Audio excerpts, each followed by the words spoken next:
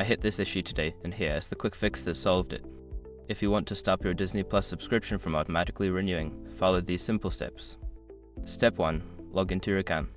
Go to the Disney Plus website or open the app and log in using your credentials. This is where you'll manage your subscription settings. Step 2. Access your account settings. Once logged in, click on your profile icon in the upper right corner and select Account from the drop-down menu. This will take you to your account management page. Step 3. Find subscription details. In the Accounts section, look for the Subscription or Billing Details section. Here, you can see your current plan and renewal information. Step 4. Turn off auto-renewal. Locate the option for auto-renewal and toggle it off. Confirm your choice if prompted. This will prevent your subscription from renewing automatically at the end of the billing cycle.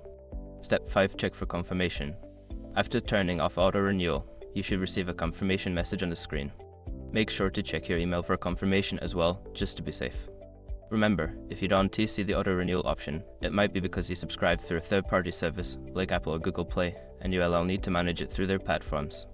Good luck and enjoy your viewing.